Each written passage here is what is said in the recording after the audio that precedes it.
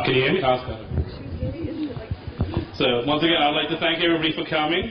My wife will do the real thank yous because she knows who to thank and who did what and who's coming and where they came from. Tzipporah, as I had mentioned when we went to Shabbos this week, it's been really extraordinary 12 years. You were an absolutely beautiful baby, one of the most beautiful babies I've ever seen. You had the hugest eyes that would look around everywhere. And while I was making the slideshow for you today, I was trying to think, when I was making the slideshow, I was trying to think of what I would speak about.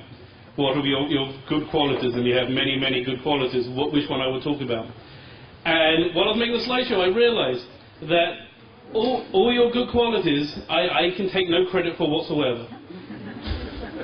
Because you came into this world all fully formed. You have all the same good character traits today that you had when you were a baby. And yes, you've grown, you've matured, but your essence hasn't changed. And you're such a kind girl. You're so sweet. You love to do chesed. You're so goofy. That's funny. And you have an incredible creative spark. And that's really what I want to talk about, your creativity. Your creativity, you showed aptitude for art and literature, but I think it permeates every area of your being. You are an incredibly creative young lady, and it's not that you think outside of a box. You don't acknowledge the box exists. Which is, I can tell you from personal experience, it's going to be the source of your greatest strength, and it's going to be something that's going to cause you many hurdles as well that you're going to have to overcome. Not least where you are right now. You're going to find academia almost completely unable to cope with you. And you'll have people who will say that you're a lesser person because they can't categorize you or put you in a box or educate you in this narrow way that we have. And then when you move on from school, you're going to find yourself surrounded constantly by people who don't have the same subtle intelligence as you. Don't have your ability to think of new concepts without fear. And they will be terrified of you. And they will often say, they'll tell you that you're wrong and that you shouldn't do what you're doing and it can't be done. And they'll tell you things can't be done just because they haven't been done before. And they'll tell you things can't be done because it's not done in this way. And I want to tell you now, and it's a very important lesson, I should take you through the rest of your life. All these people are wrong. All these narrow-minded, closed people are wrong. And they've always been wrong, and they're always going to be wrong. And that's what you really have to remember to take through your life.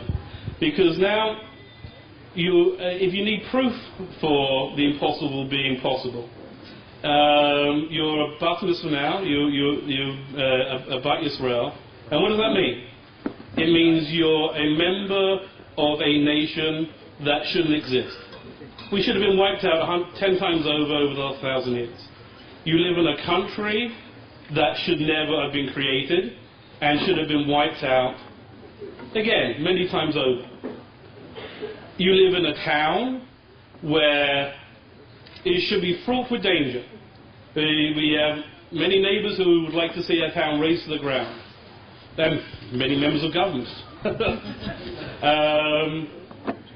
And in the end, I can't think of a safer or more nurturing community that we could live in. And I thank Hashem every day that He literally took me by the scruff of my neck and guided me to this wonderful community that we've been really so happy to live in. Another citizen of the Shomron, you might know, Avram Avinu. At one point, he and a few yeshiva boys had to go to war against 4 heavily armed kings. Later, the Maccabean went to war again, a few yeshiva boys went to war against the mightiest world power in the world. And our history is replete with examples of battles of impossible odds. I believe Shaw was a member of several of them. And if we had listened to these small people, these narrow people, we wouldn't be here today. If we give credence to the idea that things can't be done, and it only ever leads to disaster. And they do have a valid point. They say, wait a minute, Avram Avinu versus these heavily armed armies, you don't stand a chance. The odds are not in your favour. And what these people don't understand, and you have the ability to understand on a higher level than most, is it wasn't Avram Avinu versus four armies. It was Avram Avinu and God versus four armies. They're pretty good odds. The Maccabees and God versus the Greeks. Pretty darn good odds. And therein lies, I think, the essence of your strength, Tzipporah. That you need that creative spark to be able to see beyond this world, see beyond this physical world that we live in, and see that it's an illusion. Without that creative spark, you can't make that cognitive leap.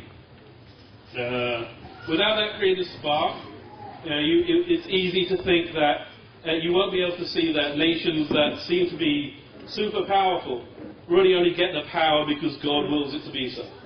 Because you need that creative spark to be able to see that your safety has nothing to do with a green line drawn on a map decades before you're born. It's walking with Hashem is what gives you your safety in the world. So, Tzipporah, and you need that creative spark to be able to understand and to think of new thoughts and think things in a new way, to be able to walk with God.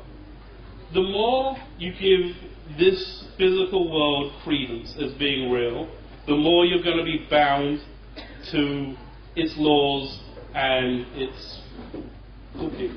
The more you understand this world doesn't exist, and you are not your goof, you're Nishan. The more you understand that God is real, the more real you are that God is real, the less this world holds sway over you. The less you have to give in to things being impossible. So, Tzipporah, what I'd like to do, can we all fill our glasses? Again, I hate to keep talking about the Shomron, but we have an excellent winery in our very town. I would like to drink a l'chaim to you and give you a bracha. So, Tzipporah, I want you to take the essence that you have, your kindness, your sweetness, you being a balas chesed, but most importantly, I want you to take your creativity, and I want you to do just one thing with it. And the one thing is I want you to have a fantastic life. And I'm going to be as proud as you today as I will be in 10 years as I was the day you were born. I am so proud to be able to say that you're my daughter. So, Tzipporah,